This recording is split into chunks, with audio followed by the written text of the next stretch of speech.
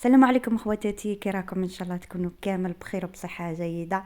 اول فيديو ليا في القناه، ان شاء الله نلقى قبول واستحسان عند الجميع ونكون عند حسن ظن الجميع ان شاء الله يا رب العالمين. ومرحبا بكم معايا في قناتي روتيني ومطبخي دي زاد. اليوم ان شاء الله جبت لكم وصفه الزمن الجميل، وصفه حلوه الله يحلي ياماتكم باليامات الزينه ان شاء الله يا ربي. كيما راكم تشوفوا جبت لكم وصفه مبسس مقلي معسل حتى للقلب، ويجيكم خفيف كيما راكم تشوفوا، يتفتت وحده ويذوب في الفم البنات. يلا خواتاتي نروحوا مقادير وطريقه تحضير وصفه مبسس تاعنا. هنا خواتاتي انا جبت هذا الكاس، كما تقدروا تعبروا بالغرفيه ولا الكاس تاع 220 مليلتر.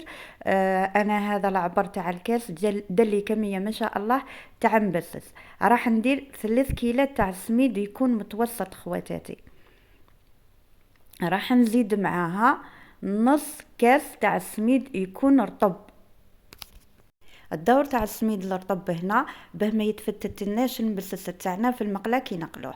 هنا ضفت عليه ربع ملعقه تاع الملح ضروري البنات باه يعدل لنا الذوق. راح نزيد عليها ربع كاس تاع السمن او زبده، ونكمل الكيله بالزيت. كما راكم تشوفوا انا الكيله ما عمرتهاش، لاخاطرش كل وحده والنوعيه تاع السميد تاعها. كاين اللي النوعيه تتشرب الليدام، وكاين النوعيه اللي ما تشربش خواتاتي. راح نكه هذا المبسس بلافاني، راح يعطينا واحد الذوق واحد الريحه ما شاء الله. كما راكم تشوفوا خواتاتي مبسس السميد تاعي غايه، كما راكم تشوفوا بهذه الطريقه.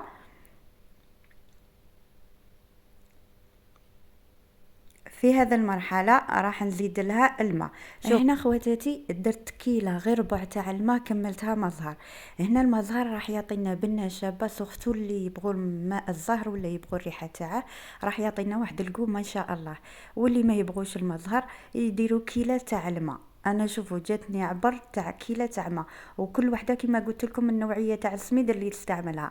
الماء برك ضيفوه بالتدريج هكا باه نتفاداو من جروش العجينه تاعنا، وبالتالي تقعدوا تضيفوه غير في السميد.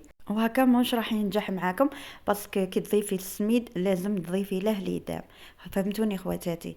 هنا راح نلم العجينه تاعي، ما نعجنهاش. شوفوا كيف راني ندير، راني نلم فيها غير كيما هكا غير بالسياسه. من بعد نخليها مدة 5 دقائق ولا 10 دقائق، ونخلوها تريح ونشوفوا لا تشرب لنا ذاك الماء. نزيدوا لها الكميه تاع الماء. الا ما تشربتش هذاك هو القوام تاع العجينه تاعنا. كيما راكم تشوفوا بهذه الطريقه. انا قسمت العجينه تاعي على نصفين، باسكو راني دايره في القصعه تاعي ما تكفينيش تجيني خبزه كبيره.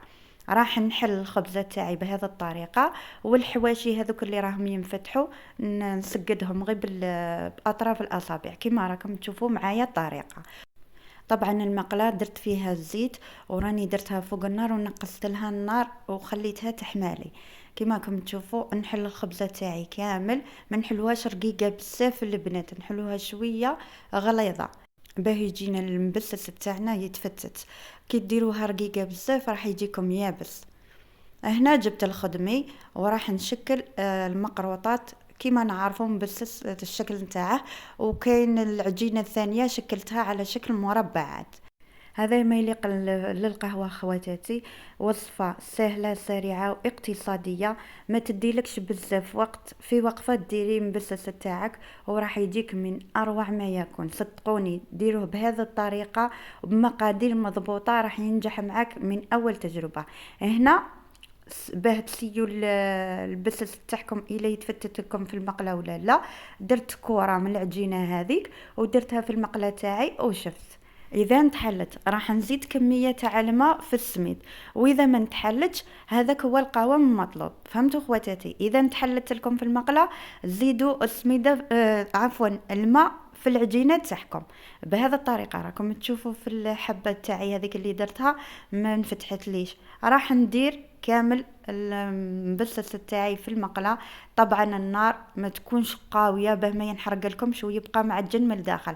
النار تكون متوسطه خواتاتي، والزيت تكون سخونه بهذه الطريقه كما راكم تشوفوا. وما نخلوش الحبات تاعنا ينحرقوا. كي تشوفوهم يتحمروا شويه قلبوهم. هنا خواتاتي هذا الحسيله راني خدمتها في الدار، راح نحط لكم فيديو بالتفصيل كيفاه درتها او خرجت لي كيما هاك.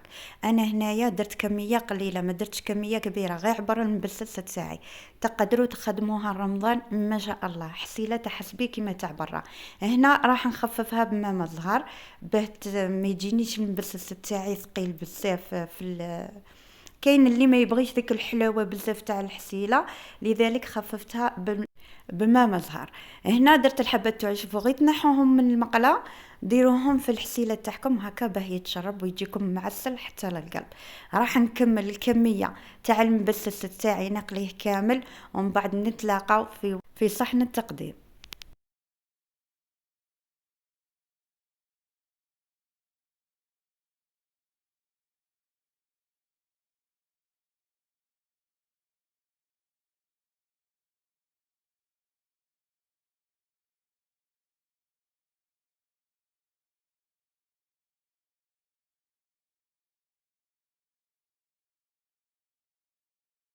وها هي خواتاتي وصفة المبسس تاعي راهي واجدة كيما راكم تشوفوا.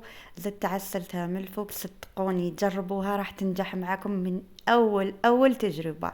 والله جا بنين ويتفتت وذوك تشوفوه امامكم.